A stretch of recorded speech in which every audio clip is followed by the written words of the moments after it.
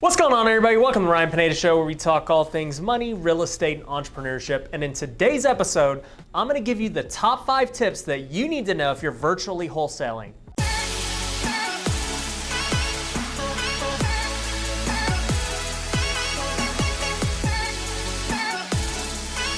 Whenever I do a Q&A on Instagram Live or TikTok Live, people always want to know about virtual wholesaling. Even in my coaching program, we have many people who are interested in it. A few of my students actually flip remotely. And even in my company, we do virtual wholesaling and flipping. We're based out of Las Vegas, where the majority of our business is, but we also do deals in Tucson, Arizona, and Big Bear, California. And we'll randomly get deals in other places that we end up wholesaling. So if you are interested in virtual wholesaling, just know that I've done it. I'm gonna share with you guys the things I think are the most important and what you need to look for when you're picking the market to virtually wholesale in. Now, before we get into the 5 tips, let me give you a quick 1-minute rundown of what exactly wholesaling is. If you're brand new to this channel and you've never heard of wholesaling, you're probably gonna think what I'm about to tell you is a scam, but I can promise you it's not. Wholesaling is when you put a property under contract at a discounted price. Call that price $100,000. You then find somebody else willing to pay more than your price. Maybe it's $110,000. Now, instead of buying the property and selling it to that other person,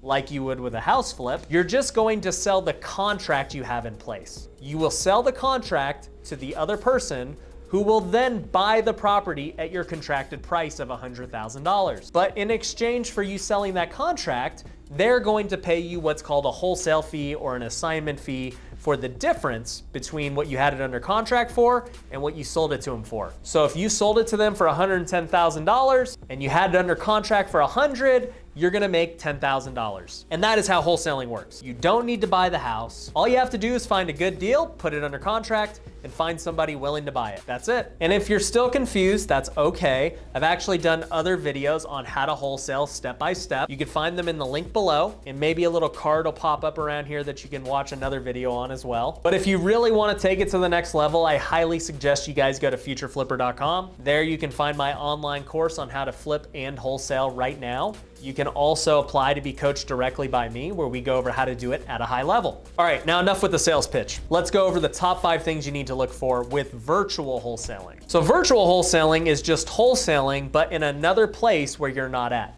So when we do deals in Tucson and in Big Bear, California, that is virtual wholesaling for us. So the first thing to do is pick, where do you virtually want to be? That is the #1 thing with virtual wholesaling. You're doing it because for whatever reason, you don't want to be in your own market. You want to go elsewhere. So choosing which market is going to determine if you're successful or not. So my first tip is to pick a market with over 500,000 people. I wouldn't suggest going less because you have the opportunity to pick anywhere. So why pick somewhere that's small and doesn't have a lot of activity, doesn't have a lot of houses for sale? To go back to my baseball background, you want to have more swings. You gotta have at-bats to get deals. If you have 1,000,000 homes to choose from, you're gonna probably get more deals than if you only had 100 homes to choose from. So pick a market that's got over 500,000 people. Now, one reason you might be virtually wholesaling is because the market you live in is too small. And if that's the situation for you, that's a great reason to virtually wholesale. But you have the ability to pick any market, so pick something big. It gives you more options to get deals, and there are more buyers who are purchasing in that area. The second thing that I would do is pick a market that has good rental activity. So here's what I mean by that. I want to be in a market where people are buying not only flips, but also rentals. So I've talked about this in other videos. Las Vegas, where I'm at,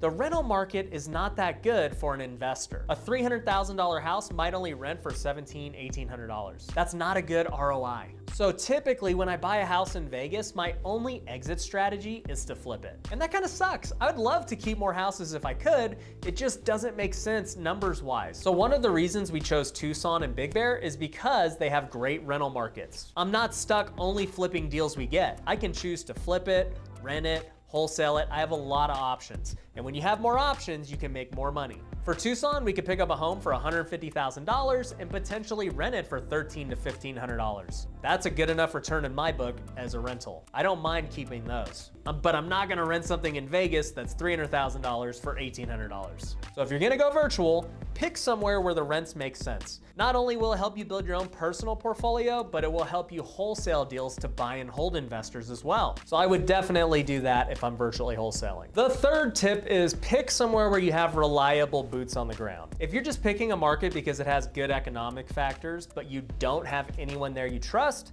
you're probably not gonna succeed. You're gonna have to have reliable boots on the ground. You're gonna need somebody that can go inspect homes that you put under contract. You're gonna need someone that knows the market and can advise you on what things are worth. You just need somebody reliable down there. And honestly, this might be the very first thing you look at, because without someone reliable, you will fail. The fourth tip is you need to decide how you wanna acquire properties. What I mean by that is, are you going to acquire them over the phone, or are you going to have a salesperson go on appointments? Putting them under contract over the phone is great because you can do it from where you're at. If you're a good negotiator, it allows you to negotiate directly with people not in your state. But I have found you are always going to get better deals if you negotiate in person. If you have somebody go on an appointment, I 100% believe you are going to get a better deal. But to do that, it means you're gonna have to find a very good salesperson in that market. And you're gonna have to pay that person to do it. So you've got to decide how your business is gonna be run. Are you gonna lock it up over the phone and then have your boots on the ground just take pictures for you, or have the seller take pictures for you? Or are you gonna have a legit sales guy go on appointments, take pictures, negotiate, and do all those things? We've done it both ways. We've locked up deals over the phone. We've had people go on appointments for us. You can run a hybrid model like us, but that's only because we have somebody local who we trust in a negotiation. If your boots on the ground can be that person,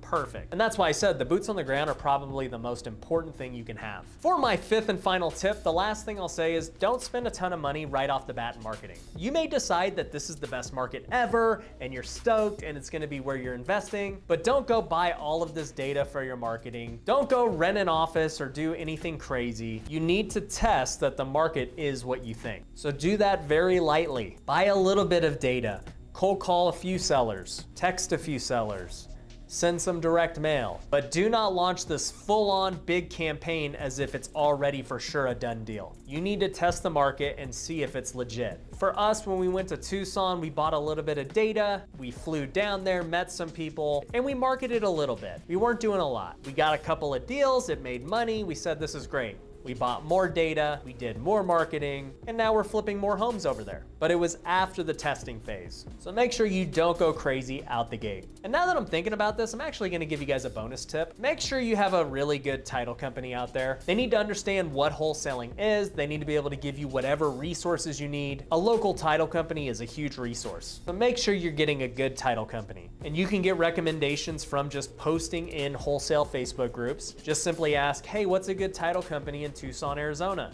And you should get people who say, hey, we use XYZ, they're great.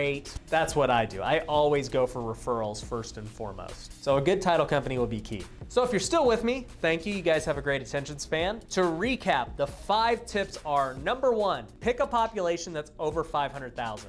Number 2, pick a good rental market. Number 3, get reliable boots on the ground. This is so important. Number 4, decide how you're gonna acquire properties. Is it gonna be over the phone or are you gonna go on appointments? Number 5, test the market. Don't go crazy with your marketing out the gate. And lastly, with the bonus tip, get a good title company. And those are how you should decide where you're gonna virtually wholesale. If you guys got value out of this video, do me a big favor, go hit that like button. If you haven't already, make sure you hit the subscribe button. Follow me on all my socials. And lastly, if you're serious about growing your real estate investing business, make sure you go to futureflipper.com. We've got different products for all levels of investors. You can get my online course. You can even be directly coached by me. We've got free contracts. You can get my book for free. There's a ton of awesome resources on there. So make sure you go visit futureflipper.com. And as always, I appreciate you guys for watching this video. Take care.